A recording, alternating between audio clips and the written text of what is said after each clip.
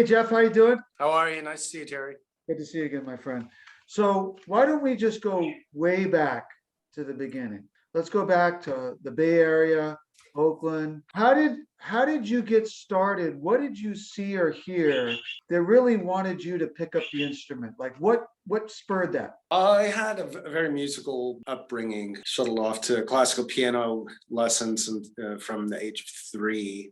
And a lot of my uncles and aunts played music, and some sort of was considered to be a very proper skill for a gentleman, young gentleman to have. And, I grew up in Berkeley in California, and in the Bay Area was really just a center focal point for music from, the 1960s. I was in high school in the 1980s. And just every interaction that I had, it was just somehow revolved around music. My best friend when I was 13 was David Evertson, who went on to be the band Neurosis. Later on, I went to high school with Alex Skolnick, and there was just so much music everywhere. And I think it was maybe 1982 or 1983 or something, and I heard Eddie Van Halen. I heard their first album. Just to contrast that from sitting and trying to play the Pink Panther on the piano. I mean, it really spoke to me. And at first I thought, wow, this band's got the most amazing keyboardist, and looked at the album cover looking for the name of their keyboardist. And I realized, like, that's not actually a keyboard, dude, that's a guitar. And just, holy shit, man, how is that sound even possible? And then it was right around the time that I was hanging with Dave Edwardson, and I was trying to get him to buy a bass guitar so we could be in a band together. And we just encouraged each other. And actually my first little jam band was 13 years old with him. And that just kind of snowballed, and every little bit of skill that you had, you would show to other people. There's some great talent everywhere in my home city, and people would encourage you and they would challenge you. And then pretty soon you were, challenging yourself, and you're getting better and better and better. And then it just kind of snowballed, and now here I am. So going back to Eddie, and we've got to talk about him a little bit, because God knows he passed away last, obviously, at the end of the year. Yeah. And I'm sure that it affected all of us. I bought his first album, or I'd say his, but I bought the band's first album when I was a kid. I got it in 78. So I got it the year it came out. So I was listening to them from the beginning. And I remember that back at that time, it just like he changed the music scene. I mean, I had never heard a player like that before. To me, the thing that really strikes me as I think back to that time was not just the lead guitar part, but all those rhythms that Eddie would create that had so much energy. I'm on fire, Ain't Talking About Love. Like, when you think about Eddie's playing, does those rhythms and that tone and the sound that he got, besides the lead playing, did that get you? Well, for me, it was mostly the rhythm playing. It was just so fun, and you didn't really realize how hard it was, or how revolutionary it was, or how hard it is to play guitar like that in the fun, rhythmic, effortless way, where he's just dancing around the drums and bass, and it's just fantastic. And that it didn't seem forced or struggled was such a surprise to me when I first started trying to learn, like, how is he actually playing this, and going, oh, that's actually a lot harder than some of these lead things that he's doing. Because anybody can that's the cherry on top, but that's certainly not the bulk of his talent. On top of that, just to be able to write these really, really fun pop rock songs, it's just really a magical combination for me. What's weird to me too is I remember, like, the first album came out, then Van Halen 2, and then it was almost like each time musically, it seemed like he took it to a new place. Women and Children First, and you just, Fair Warning, you get all these albums, and it seemed like he never just stayed in the same spot musically, especially like those first 4 or 5 albums. Would you agree? Yeah, I felt like in some ways he was reacting to the public as well. Like when the first album came out, I don't think it was critically acclaimed at all. But everybody that hated the singer, like, oh, this is not a fucking singer. What the fuck is this shit music? But that wasn't really the point of it. And they reacted to his guitar playing, saying, like, whatever, it's all magic, it's all tone, it's all manipulated. And then he comes out with the Spanish Fly, the acoustic guitar version of Eruption. And so it felt really interesting that he was not only aware of himself and aware of his place in the world, but was reacting to it and then pushing forward in that way. And then, later on, I felt like when they started playing with Sammy Hagar, I felt that the same kind of a thing, but in a way that negatively, at least in my opinion, I don't think that it was as groundbreaking as the David Lee Roth Van Halen stuff. I felt like he got a little bit too safe with Sammy Hagar. I would completely agree with that. And I'm not saying there weren't good songs during the Sammy time. It seemed like he got comfortable. It seemed like he was obviously at that point very successful. I don't know if outside influences like drugs or alcohol played into it, but it just seemed like on those first 4 or 5, the David Lee Roth albums, there was a hunger. There was that, like he was trying to prove something. After that, it seemed like he got set, and maybe that's not good as an artist to get set, right? Yeah, what year was the first Sammy Hagar stuff? I'm going to guess the first Sammy Hagar was around 86, 87. Interesting. Okay, so that was before the grunge thing, so that wouldn't necessarily be an excuse. Yeah. I don't know, but I mean, fuck it, he's forgiven. As his contribution to rock and roll as a whole is not a lot of people that can touch that. Yeah, and last question for Van Halen. What's your favorite Van Halen album and why? I think it's got to be either 3 or 4, Women and Children First or Mean Street. Yeah, Fair Warning, thanks. Because they were just nasty. They were just really, like, I can't think of a better word other than just funky and not rhythmically. I mean, like stinky and just, anyway. How did you find out about Satriani to go to class with him, so to speak? Did was someone else talking about it? I don't think at that point he hadn't released an album, right? No, this was in 1983. I mean, I was just a sponge. I had been playing partially self-taught and by about, I don't know, 4 or 5 months or something like that. And I was taking lessons from a local rock and roll dude named Robbie Dunbar in Berkeley, who's a super guy. But I just don't think he couldn't keep up with me. Like my desire for knowledge, and I didn't know where to get it from, and so I was just finding it wherever I could. Where he was like this, he was a songwriter, he was a singer-songwriter, and he's a lovely guy and a good player, but he wasn't super interested in early 80s flash guitar. And he finally just, like, one day he just said, like, you know what, I feel like I'm going to hold you back, but there's this guy in town, his name is Satriani. He's got a pretty long waiting list, but if you look him up, I think, he might be a better fit for you. And at first, I confused Satriani and Meniketti. I thought that this was the guy who played for Y&T. And so I told all my friends, I called the guy from Y&T, la, la, la, la, la. And then, then obviously I figured that out later. I ended up meeting Joe around mid-1983. Yeah, I've been playing for 6 months, and this is what I have. And I sat with him for about 2.5 years. Great guy, really amazing experience. Definitely fulfilled everything that I had been searching for at that time. So I got really lucky. But at the same time, there are a lot of people studying with him that maybe didn't live up to the level of discipline that he demanded. And I saw a lot of guys running out of those lessons in tears, clutching their paper lessons. He was a very, very demanding teacher. So you really had to get your head right before you got in the room with him. I think that's great because, it seems like anything that's too easy is not usually worth it.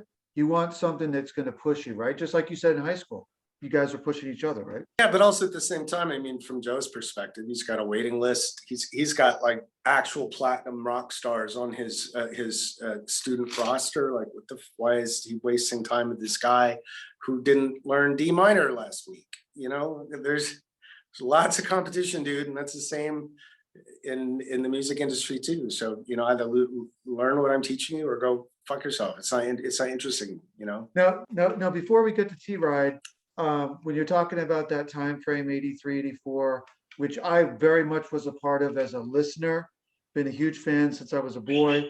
I mean, rock and roll, heavy metal, hard rock, whatever you want to call it, since it pretty much began.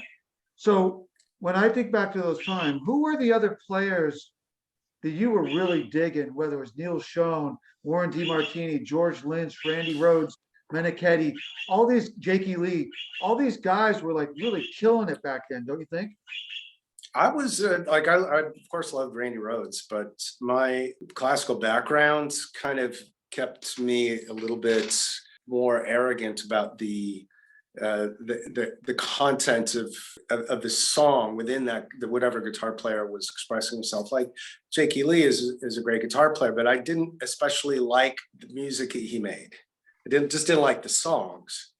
And it was kind of the same with all of those other guys.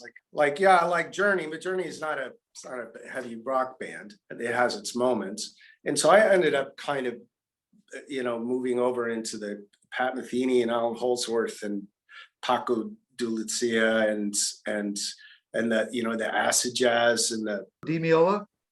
Yeah, Al Di Meola, a dude from the 1920s with a missing finger, the Django Reinhardt, yeah, gypsy jazz guitar player. The content of their compositions within the context of their guitar playing made their technique much more satisfying for me. And it's actually one of the reasons I never really got into orchestral metal, because, I love classical music. I love the Russians, Prokofiev and Tchaikovsky. And when I heard something like Yngwie Malmsteen, he's doing one of those horrible exercises that I used to do on the piano that I hated, and that's the song, and all of your songs are the same. I couldn't get into it. And it purely from a compositional perspective. He's a great player, of course he is, but you already did that. Give me something else, hold on to my attention. Imagine that I'm not a guitar player and that I'm, this is just, you just have to impress me with the song and the composition. And then around that time, it was the 1980s. All this great Britpop was coming out, Duran Duran and Depeche Mode. Fuck, I loved that stuff. I didn't even care if there was guitar in it. And so I had my fill of guitar masturbation. That was the worst word I could have used, but that does describe it. But at the same time, also getting into R&B and vocalists and the essence of music, which then if there was a guitar incorporated into it, wonderful. But if there wasn't, it wasn't a requirement for me.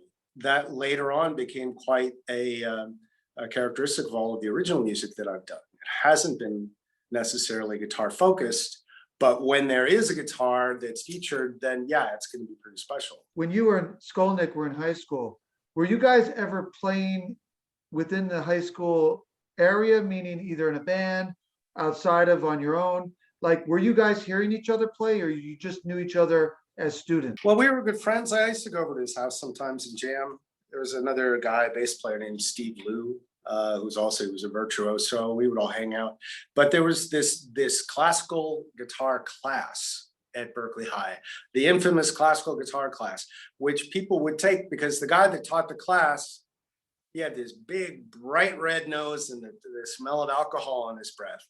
And nice enough guy, but the first day of audition, he'd play me something. So we played him something and he'd say, all right, you're better than I am. Can't teach you anything. So we're relegating you to the stairwell.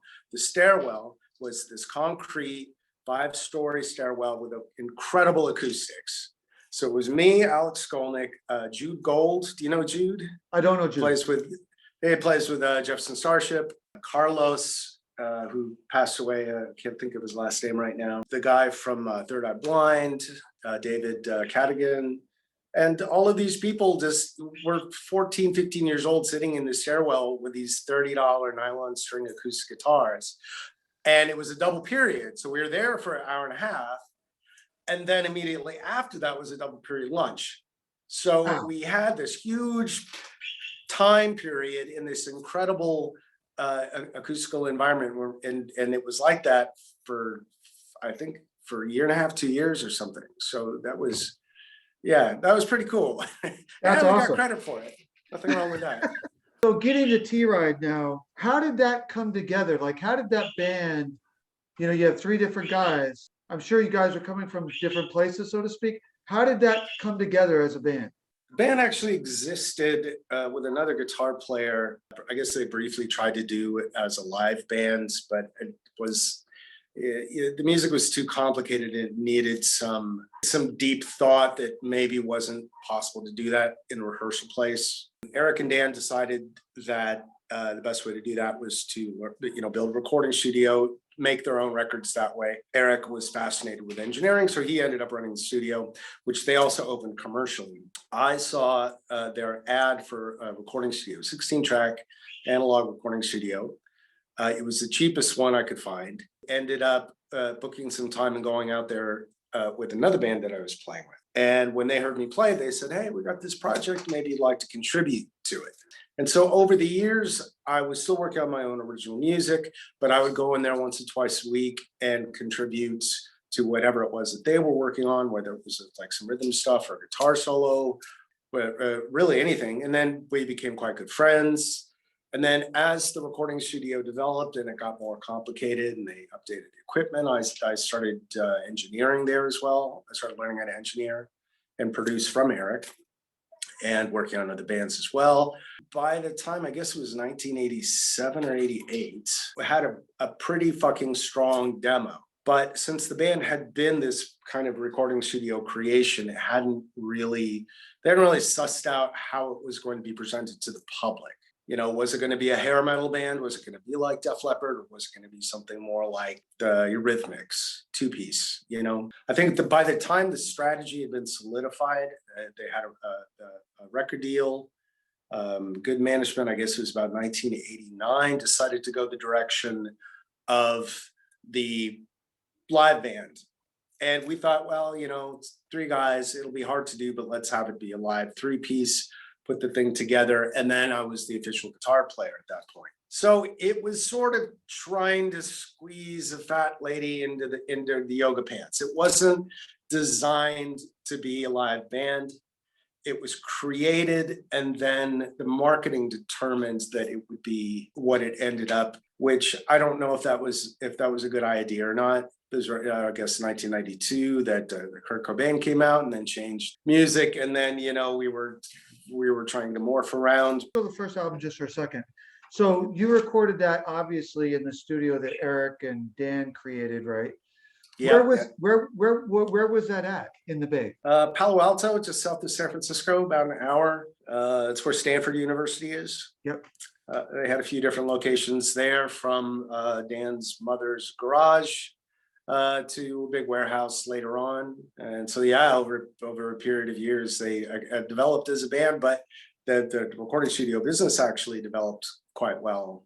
So how long would you say was that period where you actually recorded those like 10 songs, whatever it was? It's hard to say. Like from period of 1985, which is when I met them, I don't even know, 1990, I guess, 1989. But each of those songs went through version after version of version. I mean, some of them, like Fired Up, has got probably 8 or 9 different versions of it before we, finalized on the one that ended up on the album. Discovery process, because it wasn't just, here's a song, let's record it.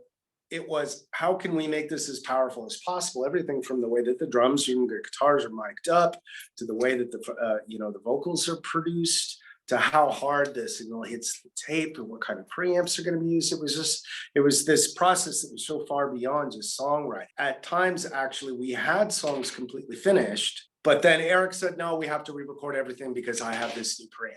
Or we have a new tape machine and it gets better signal and noise ratio. So you have to do it all exactly the same. But anyway, yeah, so it wasn't just a bunch of dudes with a tune and just sit down and record it. It was just this multi-dimensional strategy. In terms of instrumentally, what was the process? Did the drums get recorded first, the guitar first, the voice?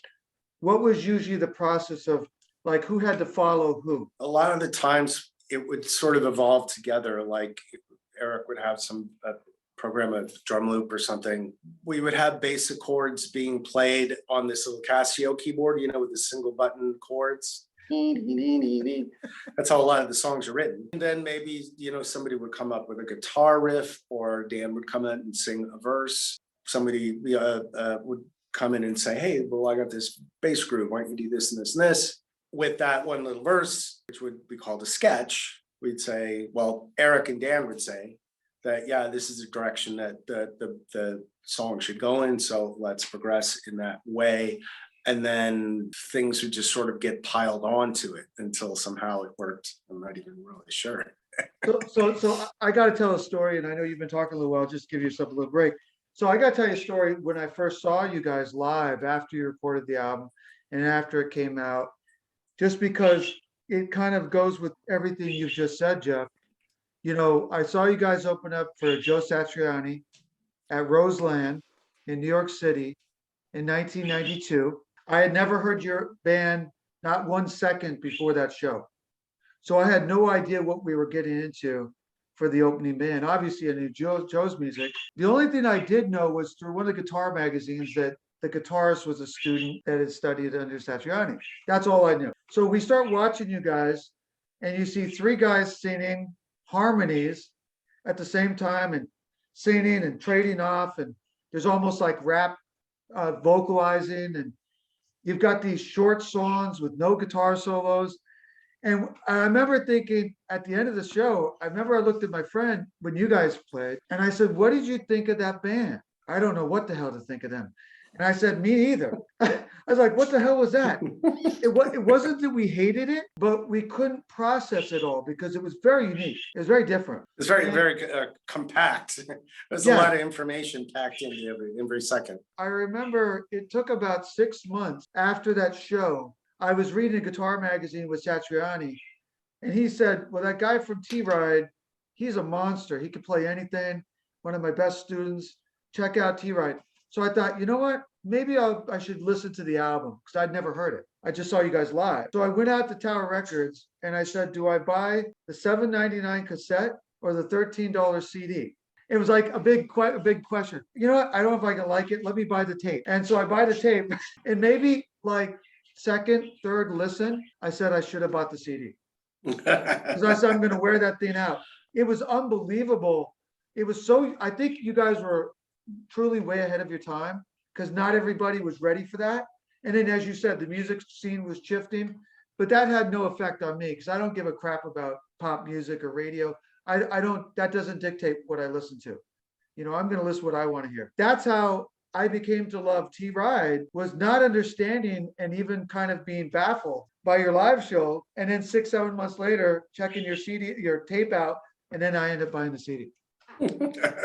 Nice. Yeah, you know, it's funny that music is the way it is because of Dan, the singer bass player, who wrote all the songs. Dan has an incredibly short attention span. So in his mind, there can't be a boring millisecond on any song. So the music is designed the way it is so that it makes sense to Dan. When it came time to play it live, Dan said we should play these songs faster because otherwise people might get bored. What? And I was saying, you know, the song's already 2.5 minutes long. And I mean, our whole set is about 25 minutes long with the gaps in it. And he wanted us to speed it up, which we did on a few songs because he was afraid people would be bored with it. I don't know. So Zombies from Hell, right? Let's go to the first track of the album. You know, where did you guys shoot that video for? And who directed that? That was shot by Samuel Bayer. He was the director that shot the Smells Like Teen Spirit video for Nirvana. And so we got him, well, through the record company. All I remember is he was incredibly expensive because he was a famous name producer, director. He was a bit of a tyrant on set. And the video that he made for us, if you look at it carefully, it is identical to the Smells Like Teen Spirit video. It's the same look, the same actors, the same kind of vibe. And when we got that cut, we went, he's a one-trick pony. He just made the same video. And so then, of course, they hired him again to do our other video. So he did Back to Romeo too. You know what it is, Geoff? I really agree with that. And I have a problem with that I find that a lot of music video directors, they get a formula and they just stay with it because a lot of them, I think, are truly doing it just for the money. They don't give a crap really about the product. What do you think? Yeah, at the time where making music videos seemed like there was a little bit more of a magic to it. like if you had a hit video on MTV as a director back then, there was a certain kind of mojo that you had that you could charge for, and you would make a premium. You know, I've made a lot of music videos myself in the subsequent years, and you realize it isn't any particular kind of a magic, but it's the same kind of discipline and curiosity that goes into, you know, writing a song, recording a song. It's like you have to understand the technology, be good at storytelling. It's something that it's a skill that a lot of people have, and that if somebody got a video on MTV at that time, I don't know if it was a luck or something, and they just wanted to ride that golden pony until it dropped dead in the middle of the desert. I don't really know, but I think about how much money it costs to do videos back then. That was on film, by the way. I could do fucking 200,000 videos with that budget. My favorite song off that album, and I want to talk about it a little bit because of hear your thoughts on how you did it, is I Hunger. I think that driving drum beat, and then the way your guitar rhythm is so energetic, and you have to explain it to me technically because I'm not actually a player, but you do something where you kind of make it almost sound muddled, like purposely, like this kind of dark, weird texture. Like, explain how you came up with the riffage in that song. I think that song's got so much power, and it's the best song off the album. I think I love it. Thank you. Actually, I didn't write any of that. Dan wrote that song. That song existed before I met them. They had recorded a version of that. If I remember correctly, the verse guitars, I showed up at the studio one day and those had already been recorded by Dan. He played them not with a guitar pick, but with a nickel. And they said, hey, what do you think of this? I was like, it's fucking brilliant. But that was just kind of the system of the way that we did it at the time, because at the time it wasn't a band. It was three guys experimenting, in that it was, hey, we're going to use Geoff Tyson for what he's good at, but we're, you know, if he's not here, we're going to experiment and do it in different ways. So a lot of the times I would show up to the studio and there would be parts already played that were really well done. And of course I wasn't going to insist on replaying them because I'm the guitar player, because at the time I wasn't. And so that was one of those times. There's an early version of that song. I used to have it on cassette. I no longer have a cassette player, but I'm sure it exists somewhere. Where the original version is played live in the studio with a guitar player. I think his name was Tommy Thurman, who is just this ham-fisted guitar player who just fucking annihilated that part. So I don't know. It's just interesting how that's another song that got recorded and then again.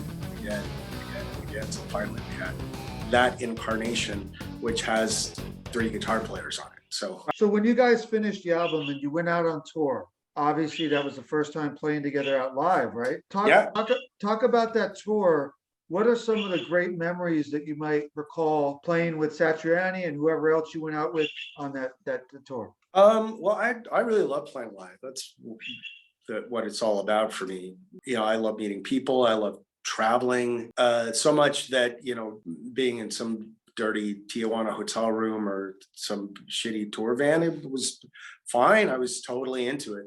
But the different personalities in the band were such that, for example, Dan hated live performance. He just, I don't know, it was just something about his personality. He just wanted to get it over with as quickly as possible. He didn't like being a front man.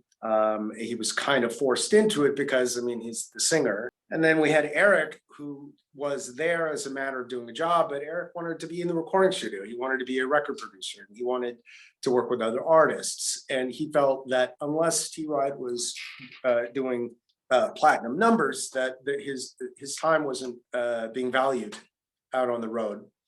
But as a matter of contractual obligations, you know, we had this record deal and the album came out and they spent all this money, got a tour, fine. They kind of bit the bullet and we went through with it. I was having the time of my life every evening after the show, hanging out with those guys like, dude, it'll be fine. You'll be all right. It's just a little while longer. Don't worry about it. No, you were great. Everybody liked it. It was really fine. And so it was a contrast because, I mean, these were some of my best friends. Traveling around the world in this little van, playing rock and roll. At times, it was the best thing in my life. And other times, it was like watching a relationship doomed to fail. You know, it was a trip. But we definitely had some great experiences though. Now, the tour with Satriani, did that come from your relationship with Joe? Yes, and also we have the same manager at Bill Graham Management. That was an easy choice. And did you ever any night of that tour get off to the side and say and watch Joe play a little bit? Obviously, you knew him so well, but was there anything where you saw of Joe saying, like, was there a particular song that Joe played that you would try to watch just because you thought it was a cool song? I watched him every night. I think he's brilliant, and even if he's playing the same set, it's not the same every night.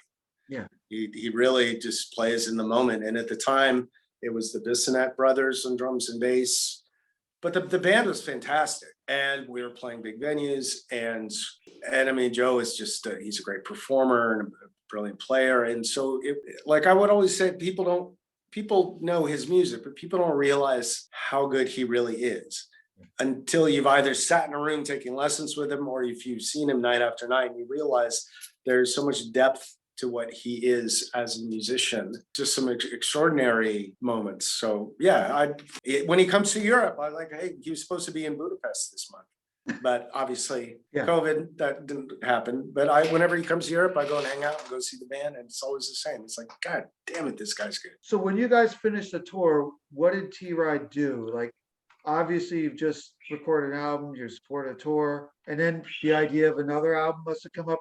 Like, what happened? Describe what happened after that. What was the series of events? We were on tour with White Zombie, remember them? And we left the tour early because it wasn't a good fit for us. Going back to Palo Alto with the expectation of doing a second TRide album, but there was a lot of bad feelings at the time, because it was right around that time that we were seeing the sales numbers as well as expense numbers, and saying, okay, well, did we have a platinum album? Well, no. How many did we sell? Well, we did this many and it cost that much.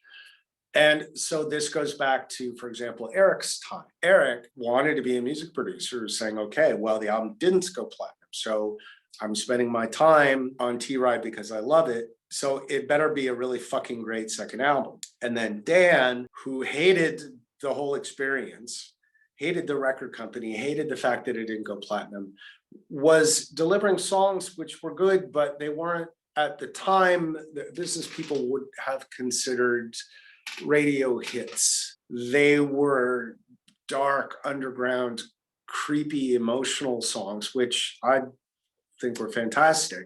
But try giving that to your A&R guy. He's the guy that signed Alice in Chains, and go, it's 5.5 minutes of growling and grunting, and there's no hook. What do you expect is going to happen?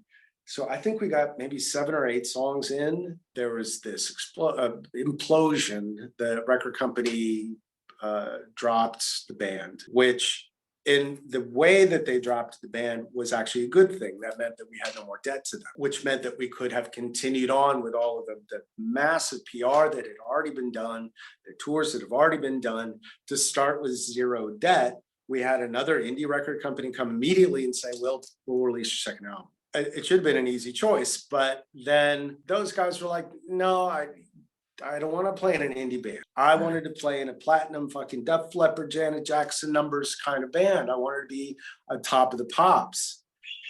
And so I'm not really going to try to invest in the long game, the 25 years on tour, which is what I wanted. I was like, wow, 25 years on tour, let's do it. I'm ready. Yeah. I'll pack my bag. Then it came time to kind of assess what everybody's role in the whole thing was. I wasn't present at the time that they went over like debts and expenses, and there was some fighting, and there was some arguments that kind of finally tore the whole thing apart, and that was it. So after that fallout, what did you turn to? I know you eventually had your own studio. Did you start playing any other bands? Did you just take a break? Like, what did you do after that fallout? Well, it was actually a difficult time for me. I was terrified of being unemployed because it wasn't just like, oh, my band broke up and I have no income, but it was also, I mean, I'm a fucking metal dude with long hair. I couldn't get a job as a fucking guitar player in this vibe for Kurt Cobain and all the grunge stuff coming out. I was as passe as could be. And so I said, fuck it. You have to follow in that same vein as a songwriter, as a producer and engineer. You need your own studio. I ended up building a little studio in my flat in San Francisco. I became an expert at building stuff from reclaimed junk. I found instruments and rebuilt them. You know, old Edison telephone patch bays, which I would rewire, and this was like my recording studio.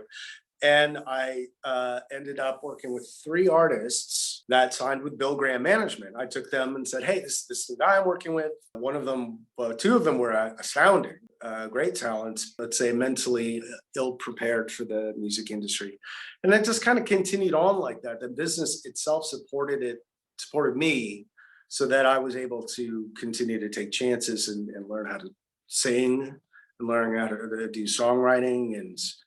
And although nothing significant happened with any of those 3 artists, I was able to keep, you know, that skill set and parlay that into my own releases, and then, you know, music that I do for television and film and all that kind of stuff, and producing other artists as well. So the recording studio was very, very key. In a kind of a metaphoric way, the guitar, like I was saying earlier, it became a critical part when it was needed, but when it wasn't, it was all about the song, and it was all about the recording, and it was all about the context. And I've worked with, you know, lots and lots of different styles, and have incorporated my love of different styles into making other people's music work. Yeah. And you know, I have one other story with you, which I probably should tell because it relates to you. How we became connected, so to speak. A couple of years must have went by after I bought the CD.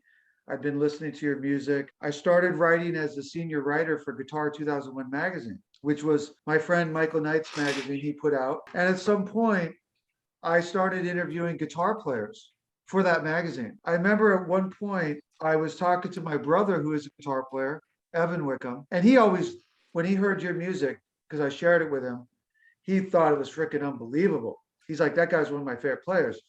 So somehow I was talking to my brother after I started writing for the magazine, and he goes, you're starting to interview guys. Why don't you interview Geoff Tyson? And I go, well, I don't know how I get to him or anything like that. 6 months go by, even a year after he first suggested that. And I was reading some magazine, Metal Edge, or one of those metal magazines, and it said that Geoff Tyson from TRide had gotten a car accident and he was killed. Yeah.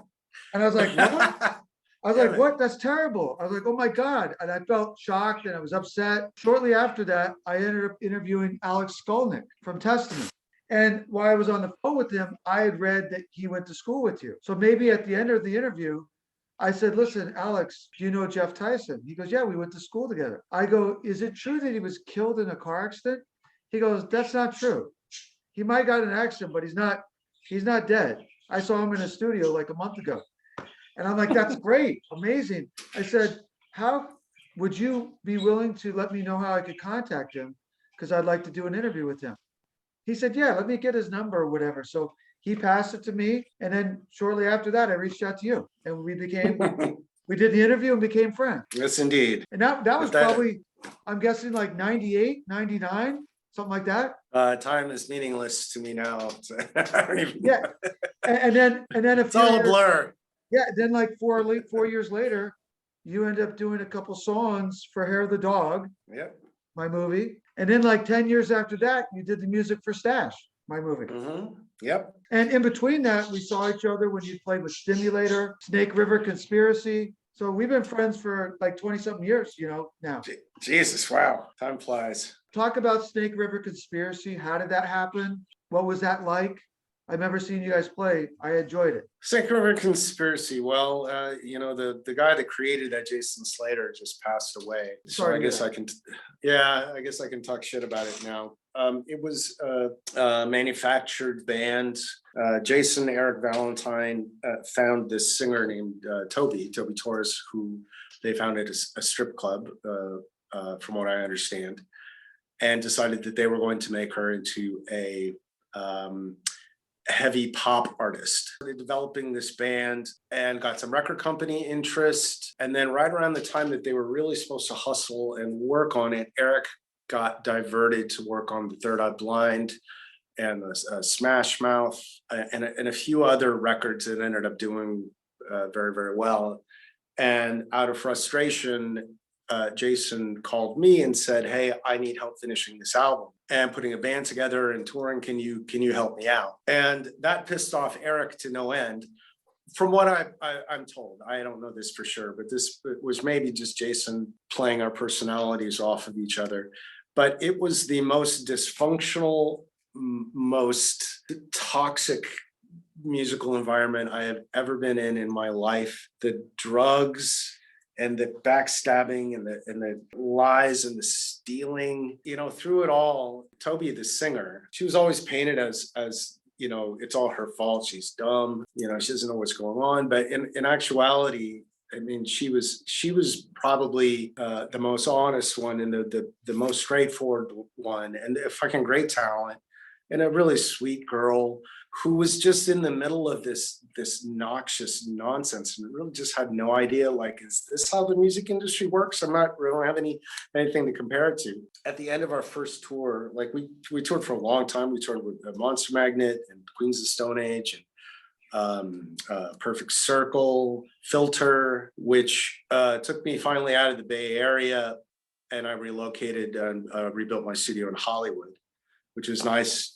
It was a good move for me to get more close into the music industry. But work that I did for them, I would find later on my credits had been erased. Songs that I had written had been published with somebody else's name. I had no contracts with these people that were doing all of this. And then even like little petty things like Wikipedia, all my contributions being scrubbed from that. And like, and for what? I was there while the final songs were being written and mixed and was contributing to those. And I didn't get credit for those. I didn't get credit for any of the remix stuff that I wrote and performed. Touring was a living hell because Jason hired just the most abrasive, most horrible people. Our tour manager was fucking alcoholic, cocaine, white supremacist who never stopped talking from the moment he woke up to the moment he went to bed. A cock-sucking faggot motherfucker, fuck, but I'm not exaggerating, nonstop. And you just my hair is falling out. I got bags under my eyes, and everybody is, looking at each other like, "Are you the one that ratted me out?" And it was probably a lot like living under the Stasi and under the Iron Curtain. 1970 Czechoslovakia, your neighbors are trying to fucking poison you and everybody's spying on you. So that being said, it was not a good experience, but at the same time, the same thing happened like at the end of the tour and the end of the record contract when all of the numbers were being presented. Since I wasn't a contracted member of the band, I wasn't part of it. Like, okay, here's how much you made and here's how much you spent, and those numbers are not good in this ratio, which was apparently quite humiliating for Jason. I was actually talking with Toby, the singer, a couple months ago about this. We were trying to remember was there any good moment? Was there a time that was good that you can think of? The tour manager, the Nazi, had to leave for some family emergency. And it was right around the same time that Jason had to leave for some other emergency. So we were on the tour bus. And this was after probably, God, I'm going to say more than a year of being on tour. So it was just the remaining guys in the band, the sound engineer, roadie, and the bus driver. We were just driving. And the bus was quiet. We all kind of looked at each other. Hi, my name's Geoff. I know that we've been in a band together, but I've never actually talked to you. It's never had the opportunity to say anything, to learn anything about you. It was like that. How many years and how much longer did Stimulator take flight? Because I know you did that after Snake River Conspiracy. And I ended up seeing you guys play live in New York City. Did you see us with Duran Duran, or which concert did you see? I saw you guys when you guys were by yourself at the little, Okay. it was a little club in the city. And then we went Okay. out for we went out for sushi after the show, and it was when the Boston Red Sox were playing the Yankees in the American League Championship of '94. Excuse me, Okay. 04. 04. Yeah, And for it. the reason I remember is I'm a huge Red Sox fan, and the Red Sox had lost all 3 first games. And when I was with you, I told my wife, I'm not going to watch the next game because I can't see the Red Sox get swept.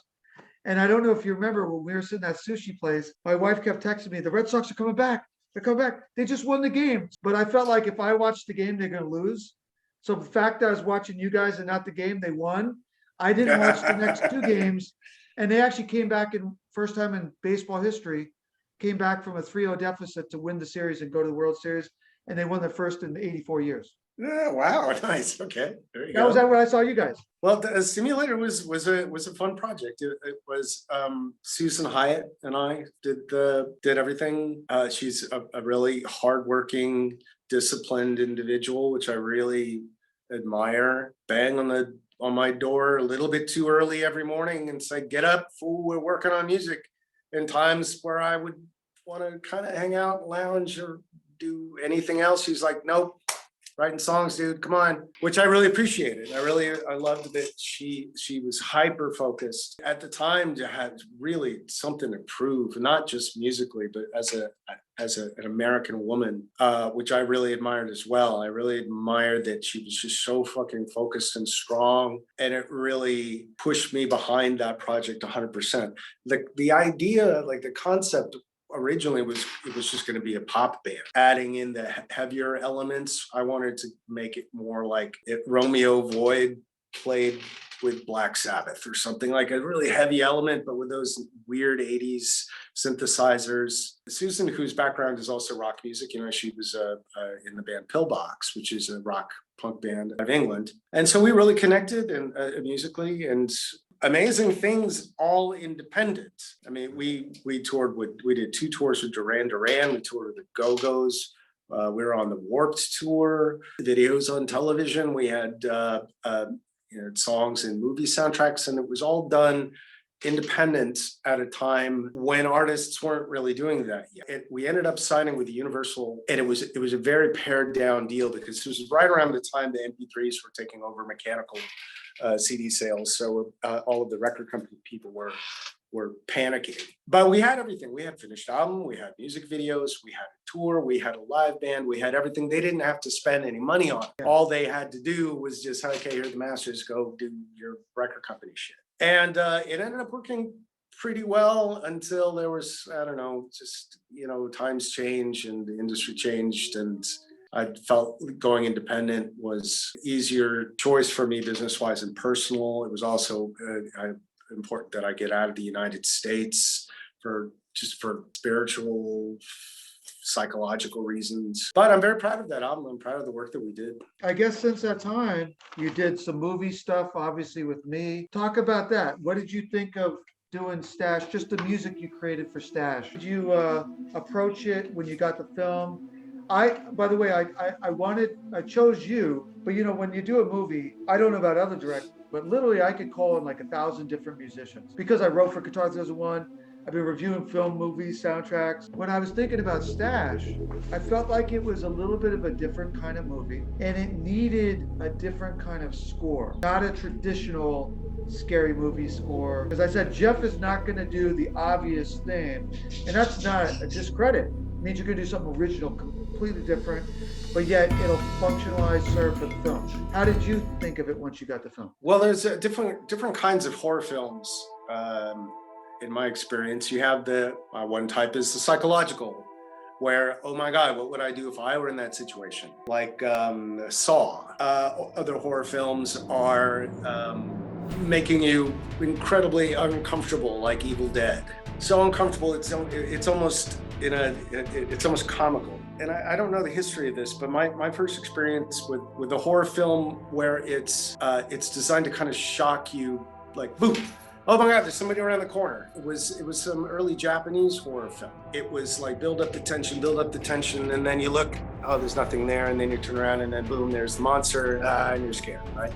So when I saw the clips for Stash, I thought that's what kind of film it is. It's a reaction kind of film, and so the music has to represent the feelings of the antagonist. It has to exaggerate what she may be feeling, so that the songs that I wrote weren't traditional, like verse, chorus, and here's the build-up.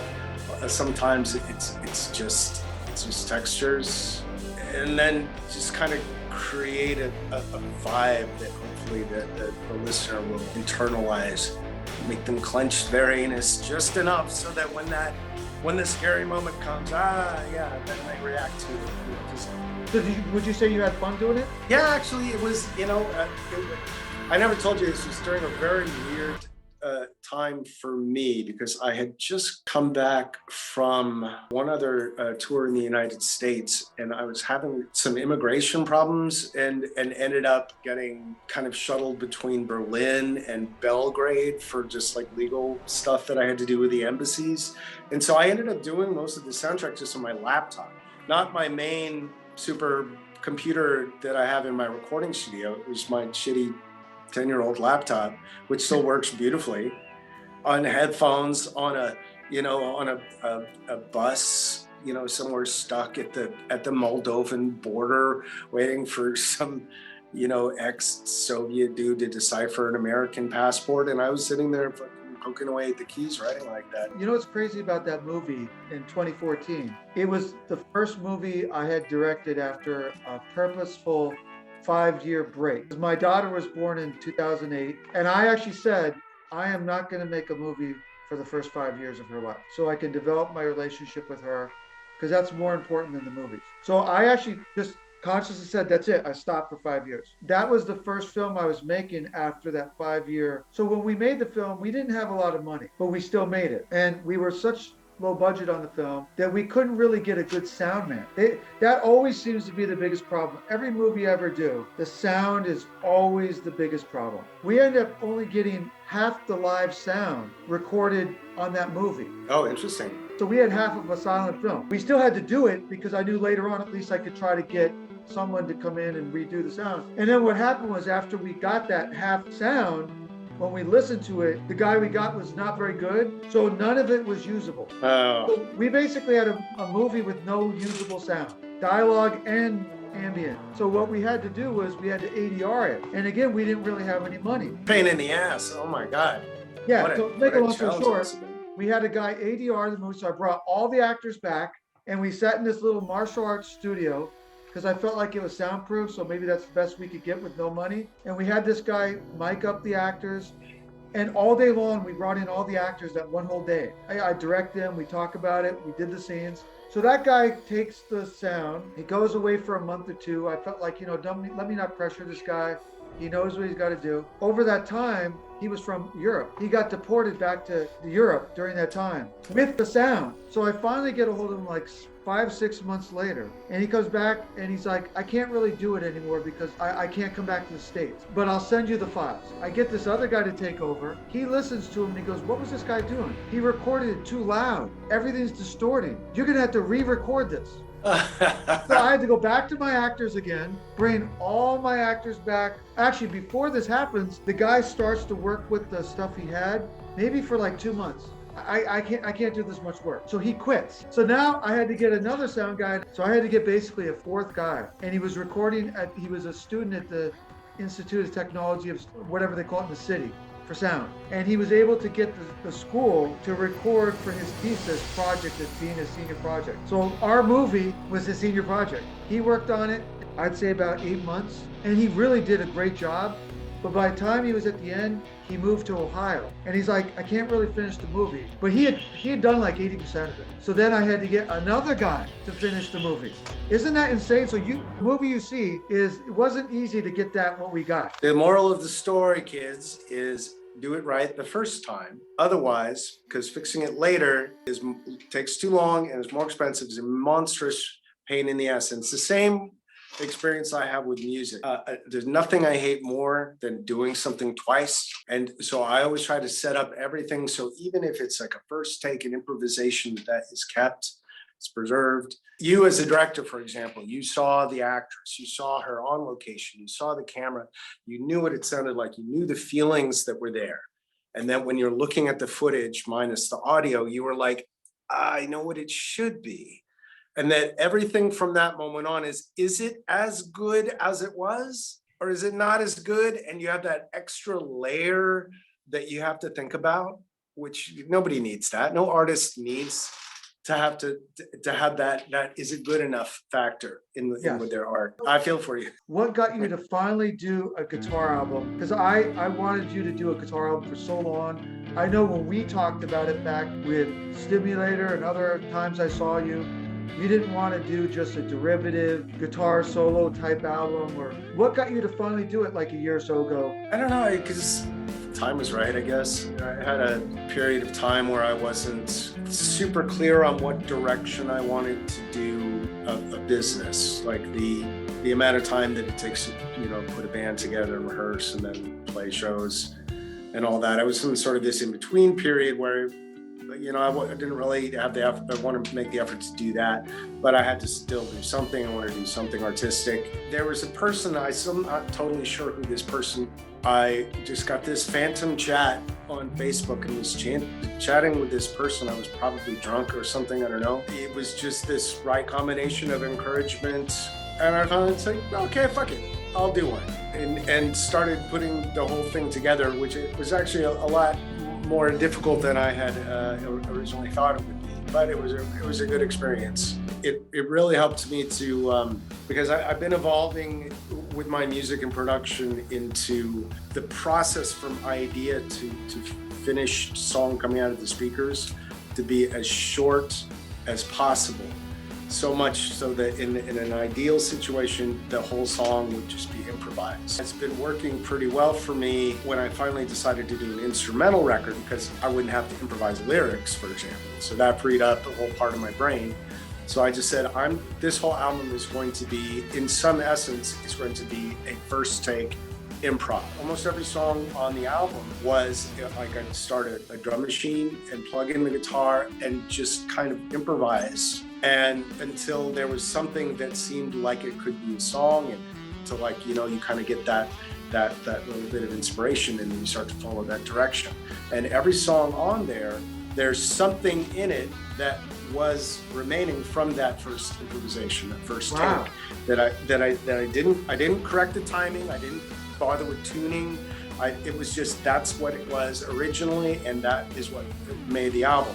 And then from that improvisation, then I, got a little more logical with it, and then, did the production around it in a more of a methodological kind of a way. Process of improvisation, I feel very comfortable with that. Now my next album, which is going to have vocals on it too, is also following through in that same vein. I'm setting it up so that when it's time to record the finished song, I'm going to be hearing it the first time it comes out of my mouth.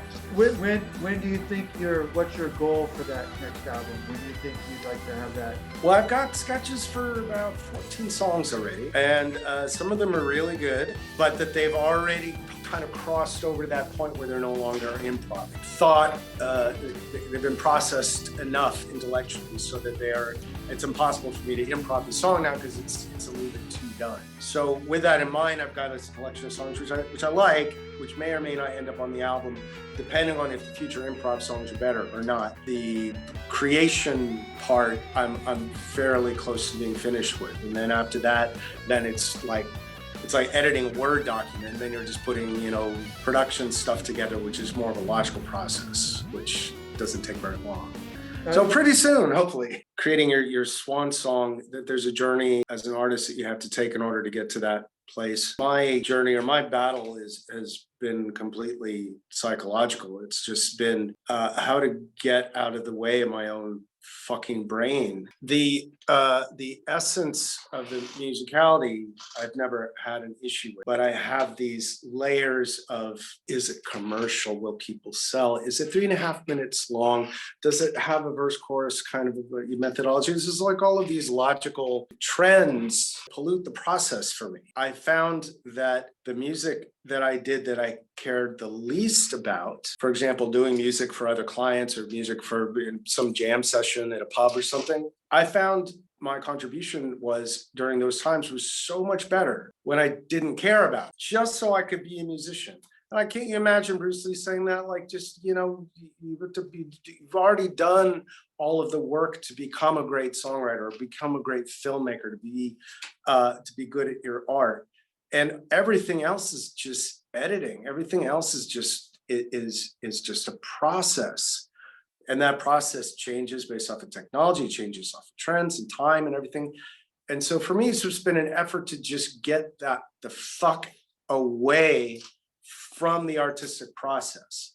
And that has been not just an artistic journey, but a life journey. Like, it's been to filter out what's unnecessary in your life, and how do you appreciate the things that are good, and how do you express those things. Swan Song, that ultimate piece of art for me would essentially be that. It's like when you were saying, like, well, I'm going to have big actors and it's going to be perfect. I'm going to have the best technology. Want the same thing, but at the same time, I would make that choice once and then never think about it ever again for the entire process of creating it. That choice has already been made. You don't need to think about it. I got a great actor. I don't even need to worry about this person. All I need to do is be a great artist. Now, thinking about what that takes, it depends on the individual. Trying to overcome the psychological games that we all play with ourselves. I wish I could be more specific about it, but like, I'll go for a run in the park in the sun. After that, I'm golden. I can do anything. If I have to do my taxes, not so much. Like, I'll separate that, do that on a different day. Keep that process away from the art.